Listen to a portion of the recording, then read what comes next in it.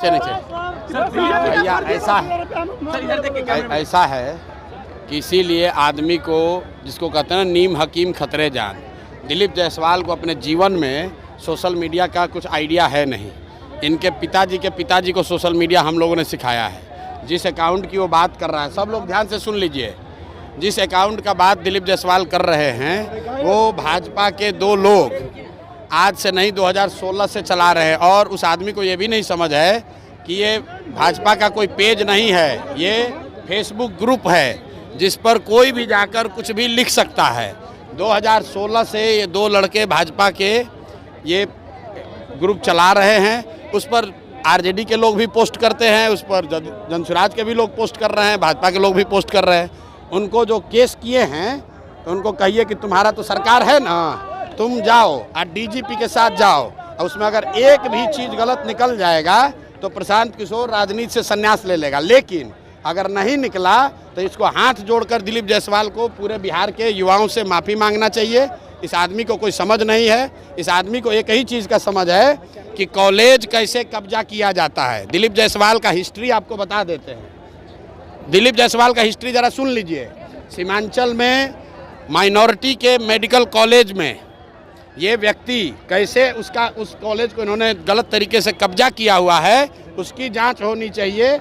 और बेचारे जो सरदार जी उसके मालिक थे, जिन्होंने उस कॉलेज की स्थापना की, उनकी हत्या हुई, कैसे हत्या हुई, इसकी जांच होनी चाहिए। ये हमको डराने की कोशिश कर रहे हैं। भाई तुम दिल्ली, यहाँ पटना से लेकर दिल्ली तक जितना साइबर एक्सपर्ट है उसको ले आओ और ला कर दिखाओ। अगर प्रशांत किशोर ने, जनसुराज ने गलती की हुई है तो हम लोग मान लेंगे। ये इसको कुछ आइडिया है नहीं, किसी ने बता दिया कि अरे भैया ये भाजपा के ग्रुप में जनसुराज का मैसेज है। तुम भाजपा के ग्रुप में जनसुराज का आदमी नहीं लिखेगा।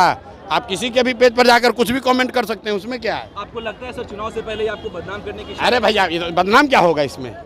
बदनाम हमको क्या करेगा भाई? सब लोग समझ रहा है सरकार किसकी है, भाजपा की है। तो अगर कोई फेसबुक पेज गलत चल रहा है तो तुम पकड़ लो। दिल्ली में सरकार तुम्हारी है, पटना में सुनिए ना। अरे भाई सरकार किसका है? बिहार और दिल्ली में सरकार किसका है? फेसबुक पेज पर अगर कुछ गलती है तो तुम पकड़ो, अगर है हिम्मत तो। पत्रकार वार्ता काहे कर रहे हो? और साथ में ये भी कह रहे हैं कि जिस कॉलेज को कब्जा करके बैठे हुए हो उसका भी जांच करा लो, अपनी ही सरकार से करा लो कि उस कॉलेज का मालिक कैसे बने हो। अशोक चौधरी ने कहा है कि आपके ऊपर ज्यादा बात नहीं करेंगे, आपको ज्यादा बराबर नहीं बनाएंगे, ज्यादा बात नहीं। ठीक बात है। अशोक चौधरी के लिए कल मैंने कहा कि हम लोग जानते हैं कि नेता दल बदलते हैं, लेकिन अशोक चौधरी बिहार के सर्वदलीय नेता हैं। इनके बाबूजी कांग्रेस में, ये खुद जदयू में, बेटी लोजपा में और दामाद आरएसएस भाजपा में। तो भाई एक ही चीज़ बचा हुआ है, आरजेडी। अब घर में 1-2 और कोई भांजा भगीना होगा, उसको भतीजा को उसको आरजेडी में भी डाल दे। तो ये बिहार की जनता देख रही है कि ये एकमात्र परिवार है जो कि चारों पांचों दल में है। कोई भी किसी दल को वोट दीजिएगा, अशोक चौधरी जी को उसमें लाभ ही लाभ है। एक सवाल, मोदी आ रहे हैं तो अरे मोदी जी आ रहे हैं तो आप लोग देखिए कि सब जिला से बिहार के बच्चों का, बिहार के गरीब जनता के पैसा पर, आपके हमारे पैसा से भीड़ जुटाने के लिए सब सरकारी खर्चा पर बस से ले जाकर भीड़ जुटाया जा रहा है। तो सब लोगों को पूछना चाहिए कि भाई आप हम लोग को कुछ दे तो नहीं रहे हैं, हम लोग का ले क्यों रहे हैं।